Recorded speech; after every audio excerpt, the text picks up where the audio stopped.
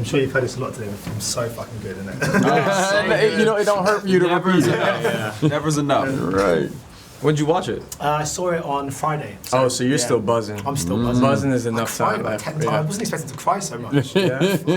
Maybe it was tapping into something you needed to tackle. Yeah. It's a cathartic experience. Yeah. I'm going to begin, guys, by asking about. Obviously, this is the sequel to the original. Had you guys all seen the original when this kind of like came up? You were like, "Shit, that maybe I better go back and catch up." I mean, I saw it like freshly from that space. I saw it like my college years, my sophomore year of college. So it was just one of those things that was fresh on the mind, thinking that there was no way that there's a sequel made. Like, it just didn't feel like a possible thing.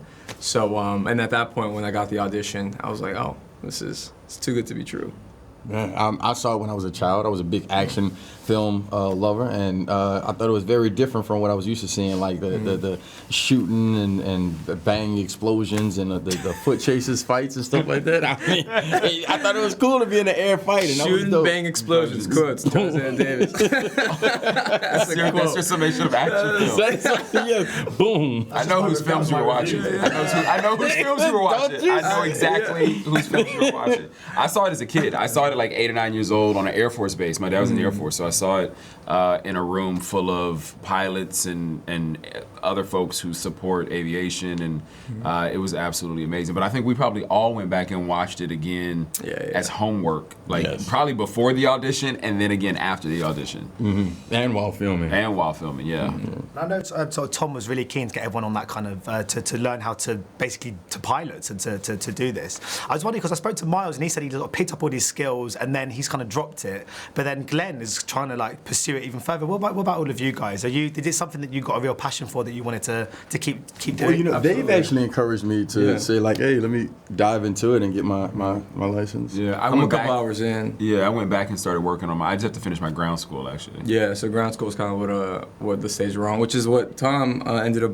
He overheard a conversation of us wanting to continue to pursue this, and then the next day he's like, "I want you guys to come to my trailer with me," and then we it's this beautiful trailer, by the way, and then like we just see a bunch of like magical. You see pictures of like every amazing movie moment that he's been a part of, like just in this shelf, so you're like, oh wow, this is history. And then in the middle, sits us down, sits us down, and then pulls out these boxes, beautiful ribbons, and we're like, what is this? Like, what have we done to?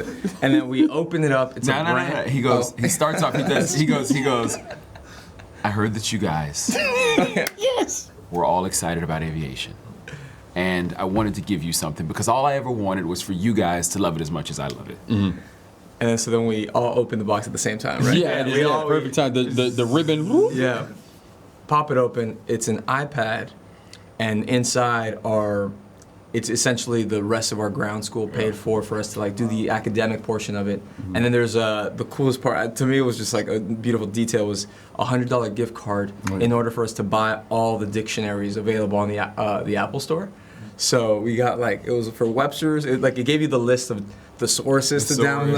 Very detailed. Yeah. Very detailed. It was a wonderful, thoughtful gift to help us pursue the next step of our pilot's license. I mean, all of you're professionals. You've been doing this now for a little while. But when you're in a scene with Tom Cruise in Top Gun, is there a little voice inside you that just goes, "This is pretty cool"? Yeah, I remember the first time I seen him. If you don't freeze up, you know. Yeah, we did a particular scene where we did it a lot of times, and he gets introduced into the scene, and obviously he's not there, and then this one time he's actually there, and you're just looking like, holy shit.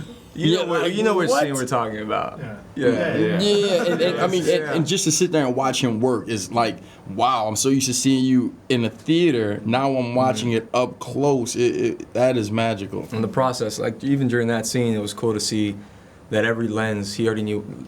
He'd work according to the lens, which is, we do that sometimes, but in regards to like not just like going from a close-up to a medium shot, but he knew like exactly the differentiation of like how many millimeters and the distance the camera was, and therefore like he knew the exact frame already without having to check the monitor, which was just unbelievably impressive. My favorite moment is in that scene. Like originally in that scene, he calls each one of us individually and asks us to answer a question. And I remember like I'm sitting back like just like all cool, like whatever, man, you're gonna answer the question. And literally I don't know what happened. I just looked up and it was Tom Cruise was standing in front of me, and I was like, Took his breath away. he like just lost, just fully lost in the moment. It was amazing. It was so Couldn't good. find the words, even with all those dictionaries. Anyway, thank you so much for the time. Thanks, man. Thank you. Ladies and gentlemen, you're watching Hey You Guys! Hey, you guys, huh? Hey, you guys. Is that from the Goonies? It is indeed, yes. Nice. Hey, you